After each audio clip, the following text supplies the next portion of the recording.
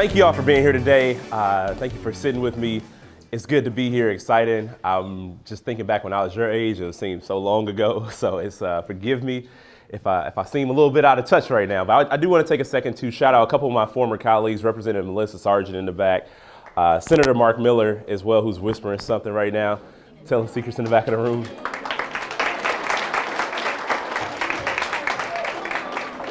Thank you all thank you two for being here. Very fantastic leaders in the state capitol who make sure that we get a lot of work done. So again, I'm Mandela Barnes. I'm Lieutenant Governor, born and raised in the city of Milwaukee. Was just elected Lieutenant Governor. Just took office in January 7th of this year. So almost a month now. It's been an exciting time. Again, like I said, I was born and raised in the city of Milwaukee. Graduate of Milwaukee Public Schools. And I went to Alabama A&M University, I finished there in 2008, and I came back to Milwaukee because we had a whole lot of work to do. And I know that we had a lot of work to do because I think about my own story, I think about where I came from, I think about, unfortunately, a lot of decisions that my friends made, or I think about situations that my friends ended up in that they had no control over. So I was born on 26th and Locust in Milwaukee, and I'm pretty sure a lot of y'all been to Milwaukee before, but that is in the heart of 53206 zip code. And I talk about that all the time. I talk about it as much as possible because I wouldn't be here today if it were not for that part of my story. Now, that zip code is the state's poorest, and it's the nation's most incarcerated zip code. More people go to prison from that zip code than any other zip code in the nation. Unfortunately, that included a lot of my friends. Some of my friends also were victims of gun violence. And as somebody who, was, again, like I said, I'm a graduate of Milwaukee Public Schools, and we dealt with a lot of issues. And Milwaukee Public Schools, like any other public school system, gets a bad rap a lot of times. But they don't think about other factors that play into what goes on, whether it's poverty, whether it's crime. And that's why I decided to run for office. As somebody who has a perspective that isn't always represented in government. If you look at Congress right now, we just elected the most diverse Congress.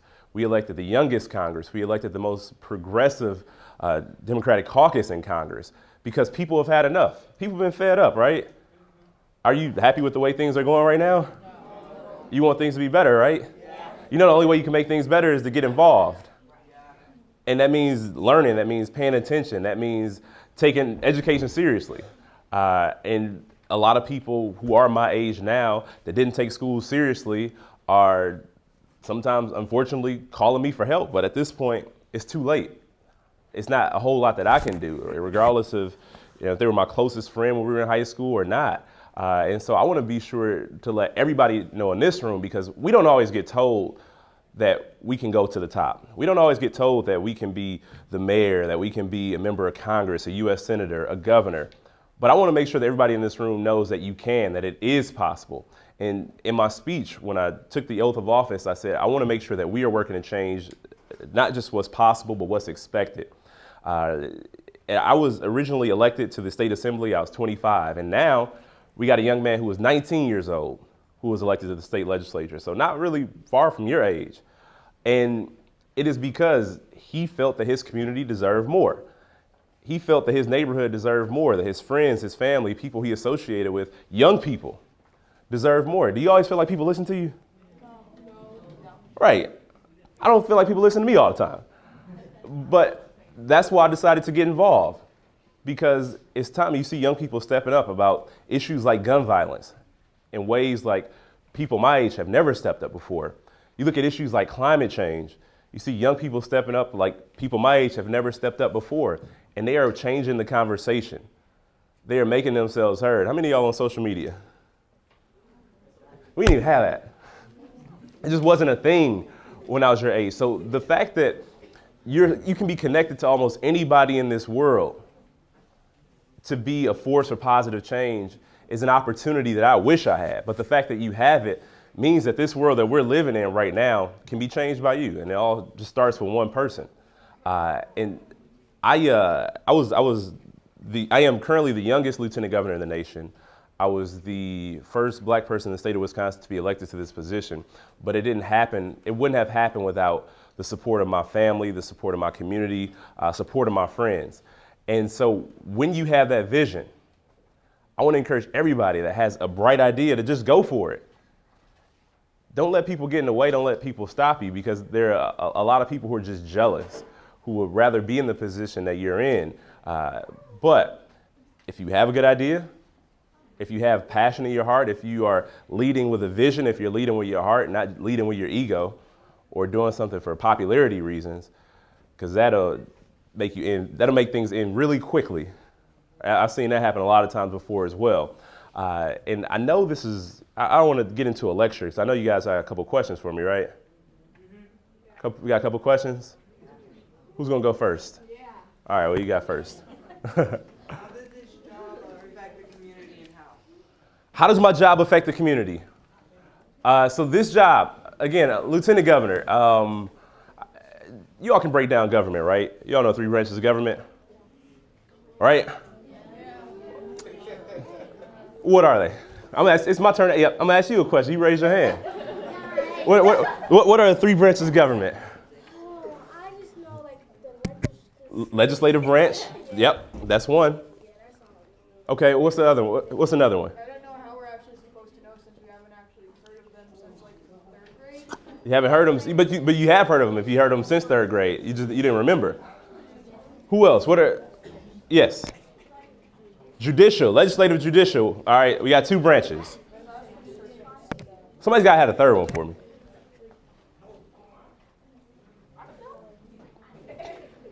Executive branch. There we go. Executive branch. So the executive branch is what I'm a part of. I'm a part of the executive branch. I was formerly a part of the legislative branch. That's where Representative Sargent and Senator Miller are a part of now. That means that they write laws.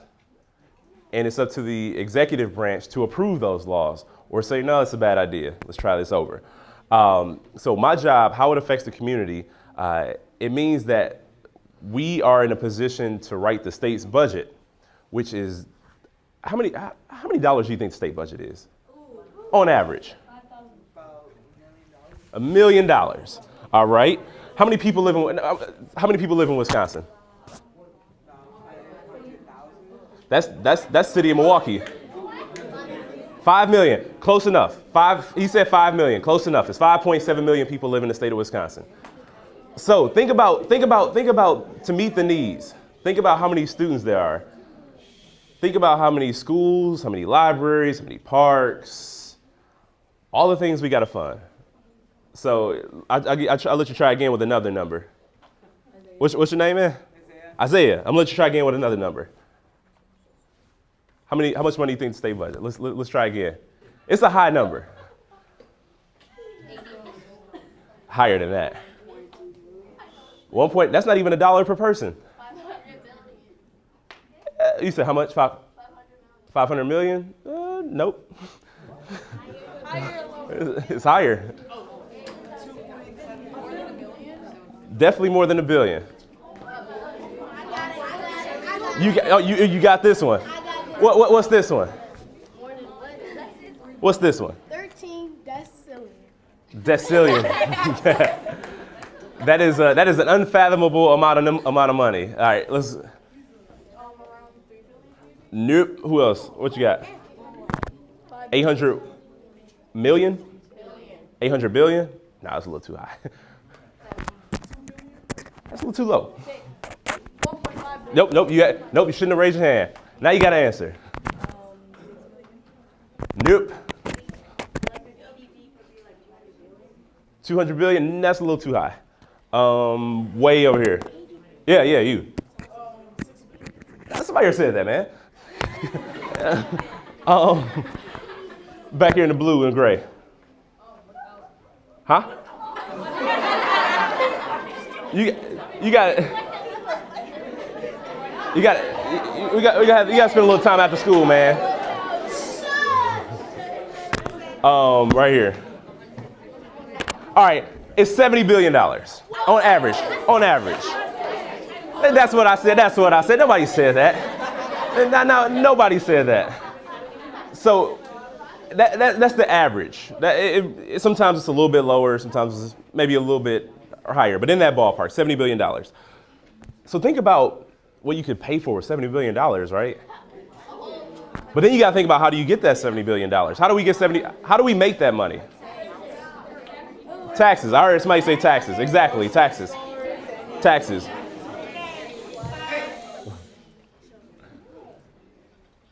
So taxes, right? And so we write the state budget because we have to decide how much money do we want to put into schools? How much money do we want to spend on healthcare? How much money do we want to make sure that people have just a decent quality of life? Like all those things are important, right? So the most important thing that the executive branch does is write that state budget to make sure that people have opportunity. That's what I campaigned on, opportunity. Now that we're governing, the important things that I want to stress are equity and sustainability, making sure, one, that everybody has a fair shot in the state of Wisconsin, because it shouldn't matter what neighborhood you come from, shouldn't matter your zip code, shouldn't matter your family's income. You should have a chance to succeed. You should have a chance to come from the absolutely, most forgotten about neighborhood in the entire country, but still have a chance to make it and ultimately be in a position to try to make decisions to improve the lives, to make sure that every zip code has an opportunity, or everybody coming from, regardless, any walk of life has an opportunity to get ahead. So that is the most important thing that the executive branch does.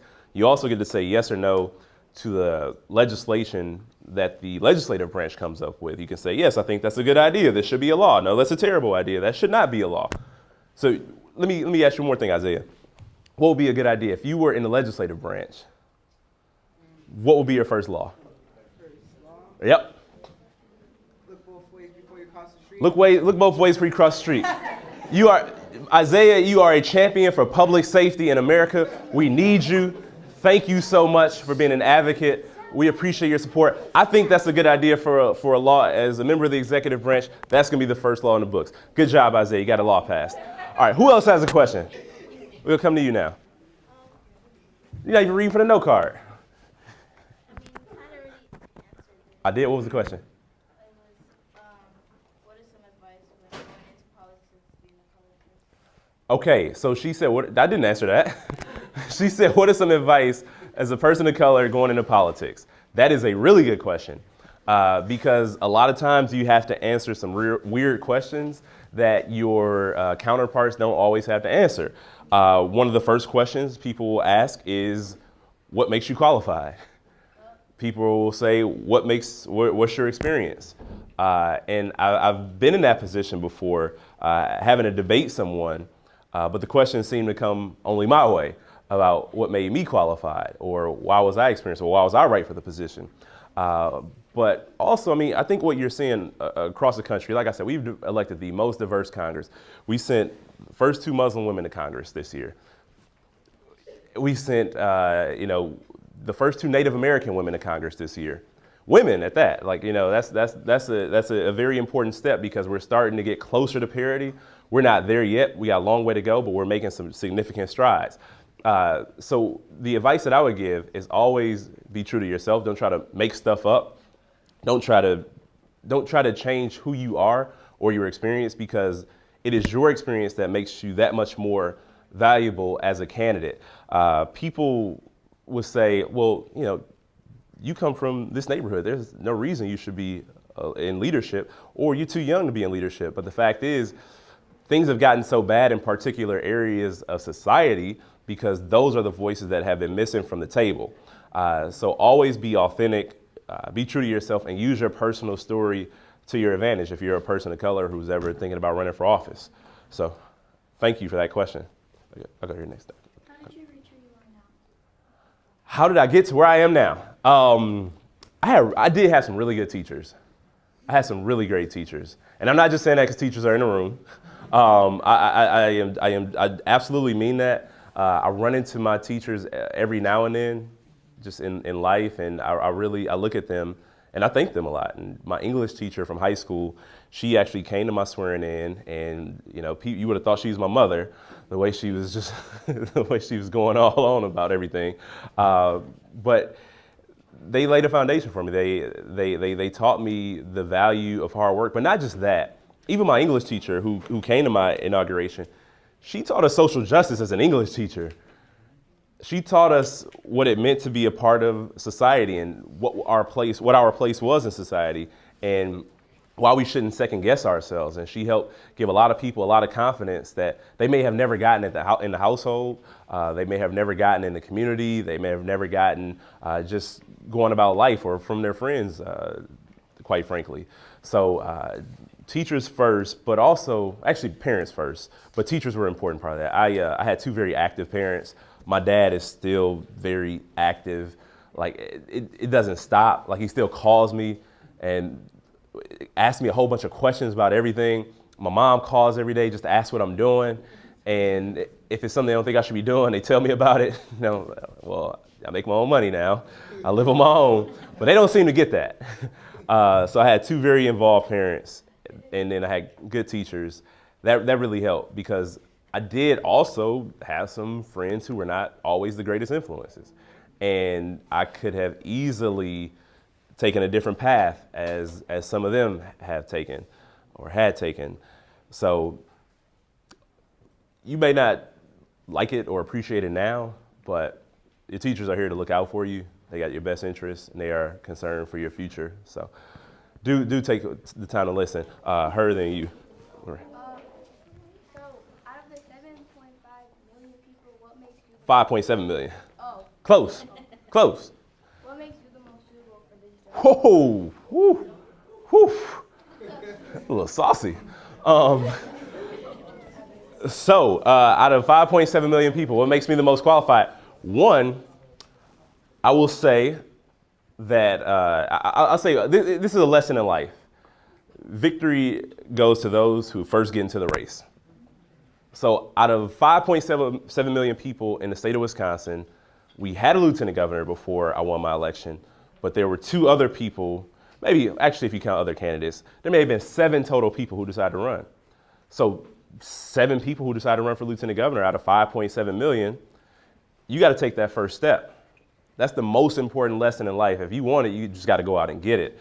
And, you know, victory's not going to show up at your doorstep. Any success in life is not going to come and just show up at your doorstep. If you want to be a computer scientist, start studying now. Put yourself in a position to get there in life because there are a lot of other people who may want to do it, but there are only very few people who will actually go out and do it. So that is what I would say makes me most qualified, being a person who made a decision, a conscious decision to just go out there and go for it. Hardest part of the job. Hardest part of the job is probably the schedule. And you got to tell a lot of people no sometimes. And they're like, there are 5.7 million people pulling in 5.7 million directions. Everybody wants to do something. You get invited to stuff. You also find new friends. Let me tell you that. After I got elected, I got a new cousin. You get a whole bunch of people who all of a sudden find your phone number, find your address, your email, or want to add you on Facebook, all this stuff. And so managing that is pretty tough too. And it's like, you know, I'll get a text from somebody who I haven't texted in years. And I'll see like our last text message was 2014. And all of a sudden they text me like we just talked yesterday. And they always expect something. And sometimes you gotta tell people no. Or just, you know, leave them on read. And that's the best thing. So when you leave them on read, it's like, man, you haven't talked to me in years. You can't get mad that I didn't respond.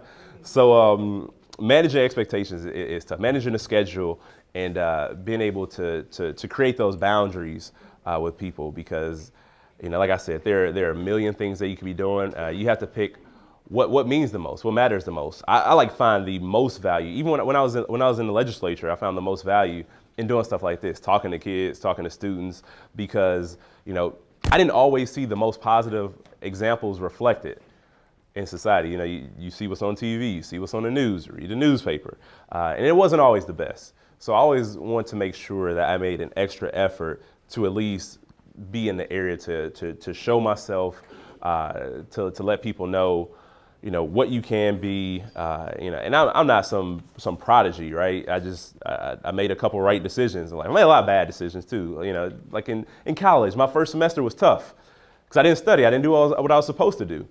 And I paid for it later. And that meant an extra year of college. That meant more student loan debt. That means that's money. That's not cheap. So I always want to like be very authentic in my stories too. I'll tell y'all the good with the bad. Because nobody's story is perfect. And if anybody tries to lead you to believe that their story is perfect, they're full of it. So telling people no and then managing calendars. Right here. How did you know you wanted to make a change? You know you got to speak up. How did you know you wanted to make a change? How did I know I wanted to make a change? Probably that's definitely what I saw at a young age and even growing up. And I also, had a chance, like I left for college. So I got to go to some other places. And, you look at a state of Wisconsin where you have some of the worst disparities, highest rate of black male incarceration. We have the most extreme segregation in the city of Milwaukee. We also have the most, when you look at educational attainment and achievement, we have the worst gaps in education. But I went to a black college in Alabama, and I got to go to, I traveled a lot in like Tennessee, Atlanta, and I got to see something different, something I didn't always see at home. And there were people who were thriving who came from various communities. And when I got back home, it really struck me that I didn't get to see this when I came back. And I always ask myself, why? Why is this the case? Why are my friends, why are people who look like me, people who I grew up with, why aren't they having the same opportunities? And a lot of it is societal, a lot of it is structural, and knowing that we can do a whole lot better for people as a state or as a city. And that made me decide to, all right, well, let me be a part of making a change, making a difference, because Milwaukee is home. I want to come back to Milwaukee, and I don't have any intentions of leaving Milwaukee anytime soon. So with that being said, only thing I could do is work to fix it. And that's what made me decide that I wanted to be a part of the change. In addition to, unfortunately, in high school, I can think of, while I was in high school, I probably had 2 or 3 friends who were shot and killed. Just shortly after high school, I can think of a handful more. Had friends who ended up in jail and friends who ended up in prison. And knowing that either my friends who lost their lives could still be here if better decisions were made by leaders, or knowing my friends who ended up in jail or in prison could be free if only they had made better decisions, or there was more opportunity for them to make better decisions. And so that's a big reason too, just my own personal life. You already asked a question, man. Let me see. I got you right here. I'll come back there next. But if you were to go back in time, what would you do? If I could go back in time, I would have absolutely studied harder so that college would have been free. You won't appreciate this now, but when you get a little bit older, you will absolutely you will understand exactly what I'm talking about. But I would have studied harder. I would have definitely taken school much more seriously. There was a time once I ran into one of my teachers and I just apologized. I said, look, I am sorry, because I was a little talkative sometimes. Hard to guess, but I would have definitely studied harder. That would have been what I wouldn't play football either. I would have took a different sport seriously. I know you had your hand up in the back too, and then I'll come to you next.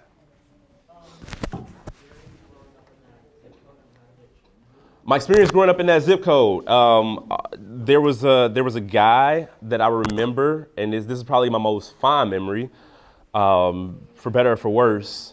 There was a guy who was my dad's friend, and he all of a sudden he stopped coming around, and I asked my dad where was he, and my dad tried to sugarcoat the situation and said, oh, he went to go work for the state. And years later, you know what I'm talking about. You know exactly what I'm talking about. And so, sorry, kids. So like some time passed. I got a little bit older, and I was like, yeah, whatever happened to him?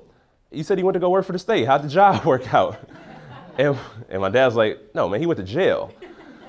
So it just shaped my worldview. and like remembering, being there, remembering our car got stolen once, and just there was a lot, and a lot. It was all centered around poverty, right? And people didn't have a way up. People didn't have a real way, a real livelihood, or a way to advance themselves coming up there. My grandfather, he worked in a factory when he moved to Milwaukee from Louisiana. My dad also worked in the factory, but around that time, I was born in '86, so industry was beginning to leave. Yes, '86. Industry was starting to leave the city of Milwaukee and other Midwest cities, which meant there were fewer jobs, which meant there was it was much harder to earn a living. So people resorted to some other things that it's easy to say they shouldn't have done it, but what were their options? Come back. Oh, yeah. So, would you do a community project when the place you grow up? If so, what project? Say that one more time. Would you do a community project in Milwaukee where you grew up? If so, what project? Of course, I would build a project, or I would get involved in a community project, and to some extent, I still do. Whether it's working with young people, being a part of different mentorship programs, but there was one thing specifically I do. The house that I was born in, or that I first lived in, it's not there anymore. It's been raised, which is a vacant lot. I would rebuild on that spot. That's one thing I would do. I'm gonna go him, then you. Oh, I still live in Milwaukee. Yep. Who inspired me to run? That is the easiest question I will ever answer. Is Barack Obama, hands down. There is no doubt, no debate about that. I gotta go. I'll get back to you.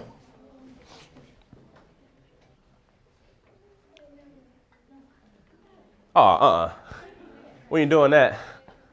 You gotta ask now.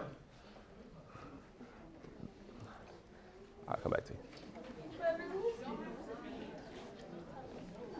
All right. Who else? Somebody else had their hands up. Any other questions? Hands up high. Oh, all right. There's a bucket right there with questions that kids were maybe too afraid to Oh, themselves. So they're the mystery box. We do have one here from Zoe. Oh, we got one here? Oh, sorry. My bad. Yes. Okay, so does this mean that you work for the governor? Yep. So, all right. That was a really good question. She asked, do I work for the governor? Answer is no, but I do have to listen to him. So we work together, so you have a principal, right? And what else do you have? Vice principal. Vice principal. There we go. Exactly. Oh, well, the governor works for everybody in the state, but effectively the governor would be the principal. I would be like an assistant or a vice principal. So the governor has the final say. I'm just around trying to put good ideas out there to make sure we're doing the right thing. I'm going to go her than you.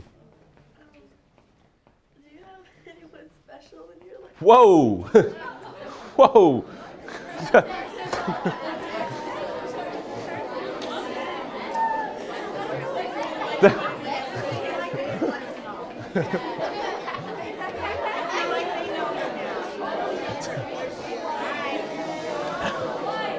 Show me five. Bring it back. Yes, all of you.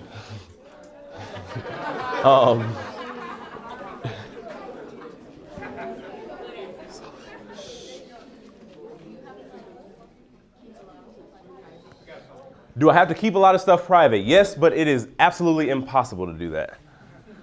I can't, you can't go anywhere. I mean, I go places, but it's not like I cannot go anywhere in private. There's no secrets. Anything you post on Facebook, if you happen to be in somebody's DMs, it's gonna be a screenshot one day. So that's the stuff you gotta think about. So there are certain rules. I try to tell that to everybody who's thinking about running for office one day. Be careful about what you put out there now, because that stuff lives forever. Yep. My sister's single, 24. Whoa! No!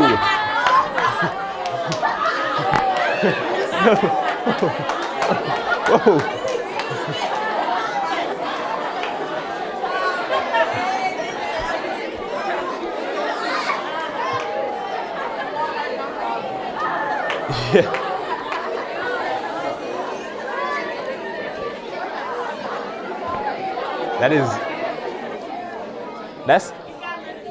That's seventh grade all-star point guard right there. So let me, I'm gonna go to the box. Oh, all right. All right, so question here from Jasmine. Oh, I'm calling out names. What would you change about Wisconsin? I talked about it a little bit earlier, because I talked about what I want my focus to be, and that's equity and sustainability. That means that I would change a lot of the disparities that we have in Wisconsin, because if we reduce those disparities for people who are doing the worst, it ultimately ends up in better outcomes for everybody. You know, when one person doing better, it doesn't make somebody who's doing good, it doesn't make them do worse. It helps us all, and it helps us advance as a society. It helps the state of Wisconsin. It helps us improve our living conditions. It makes us a more attractive state for people to move to. More people are moving out of Wisconsin than people who are moving in. So we need to change that for our future and for our continual growth. So I would change the disparities we have, and I would, again, make sure that I would work to make us the most equitable state in the entire country. Ooh, this is a good one. What do you think about when you hear they say Black Lives Matter? It's a good one. Can I say it again? I'm gonna let you read this one off. There we go. There we go. Here, into the mic. Into the mic.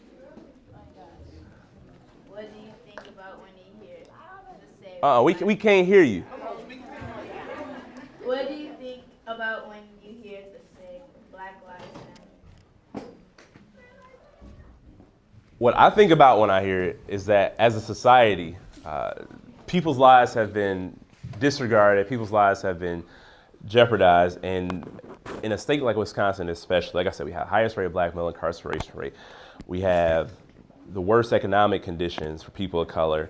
We have the worst educational outcomes for people of color relative to our counterparts.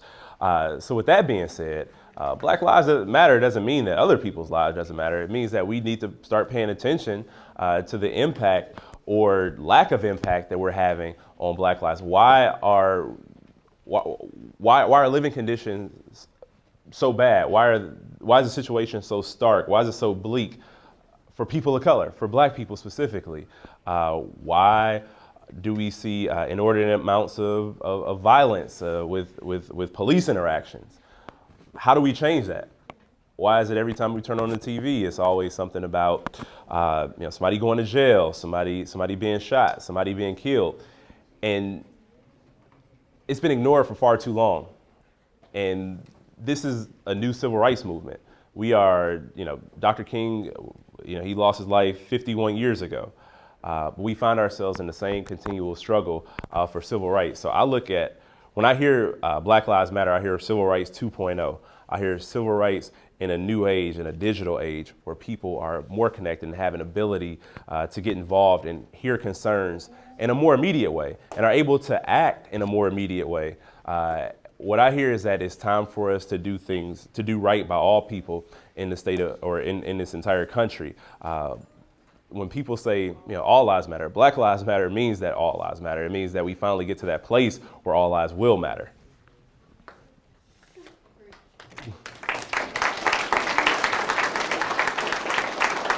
Thank you.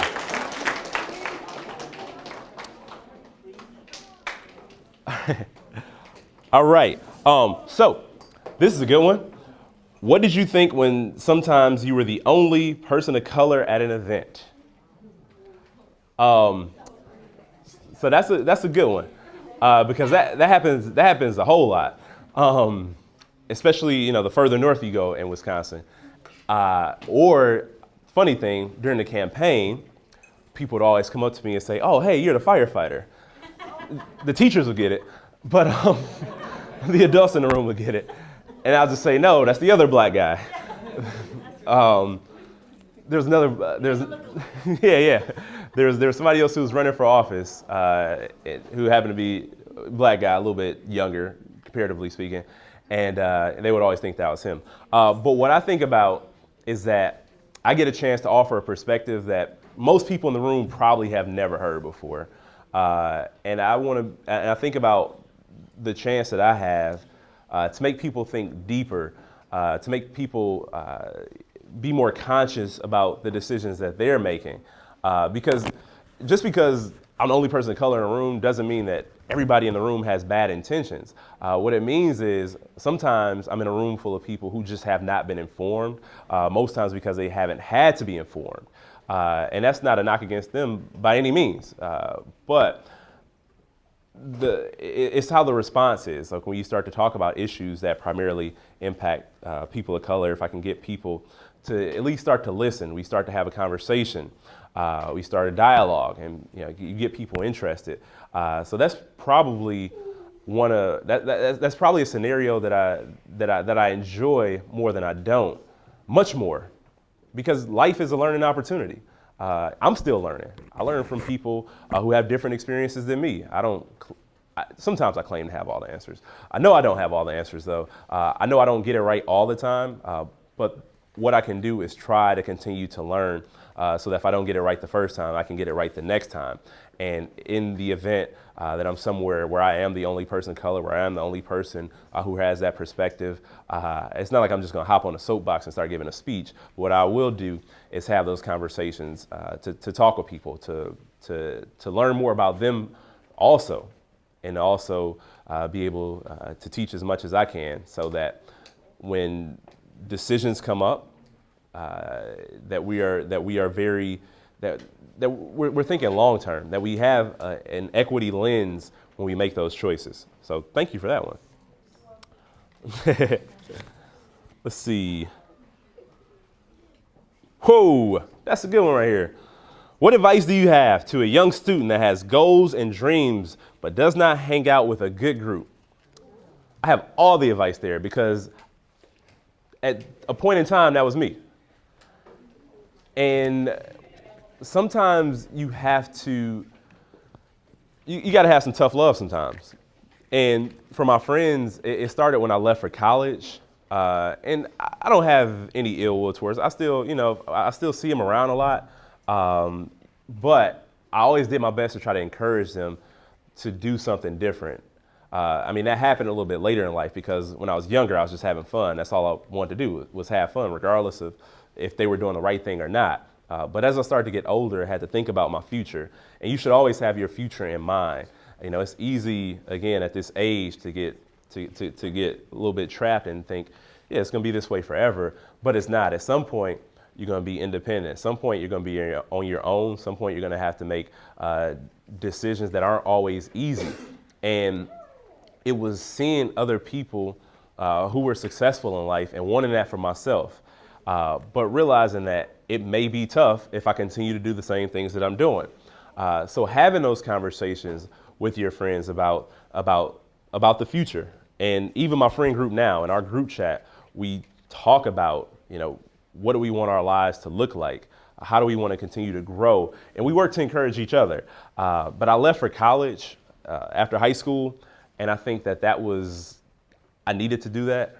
I needed to kind of break away a little bit to do my own thing. When I came back for Christmas vacation or Thanksgiving, every now and then we still hung out. But leaving for college was probably the best choice that I made because I could have got trapped. I could have got stuck in a place that I shouldn't have been in. So you should always have that conversation. They're your friends. That's fine. But make sure that your friends are also looking out for you, because sometimes you could think people are your friends and they're really not. They're just, kind of just bringing you down sometimes because they don't always have their own best interests. And if they don't have their own best interests, chances are they're not going to have your best interests. If you were not doing what you are doing now, what will you do? I'm pronouncing this, is it Kashia? Kashia. All right. It's a good question. It's a really good question. So before I ran for office, before I ran for lieutenant governor, let me say one thing too, because people make mistakes. People mess up. Before I won this election in 2018, I lost the race in 2016. So again, you're not always going to get it right the first time. And the race that I lost was not as big a race as this one was. But I had to kind of dust myself off, learn from my mistakes and come back stronger. But if I wasn't doing what I was doing now, I would still be in the same job that I was working in 2017.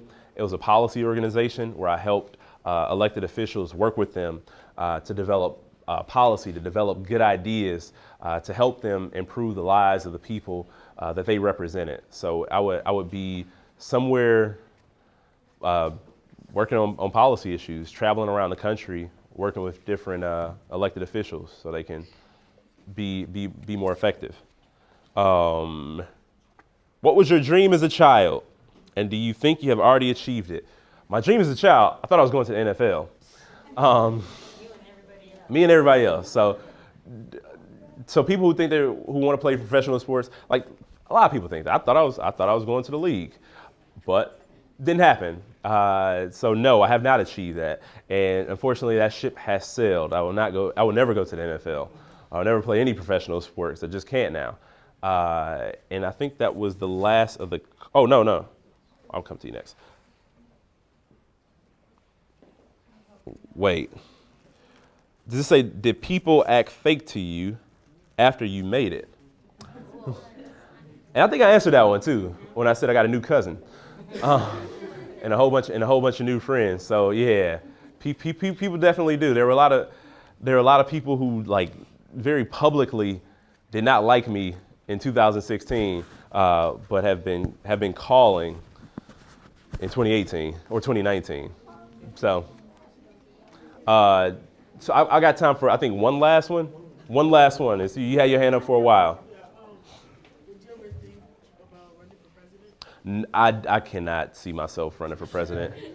That is, the idea is cool, but the actual process to get there is not. That is, no. I think it's cool. I would love to help somebody run for president one day, but I don't see myself doing it. Unfortunately, that had to be the last one. I'm sorry. But yeah, thank you. Thank you. I appreciate it, man. All right. Black Hawk Middle School, we have a gift for Mr. Barnes. We have the hoodie for him. Oh. Let's thank him. Let's give him 303. 1, 2, 3. Thank you. Man, I appreciate it. Thank you.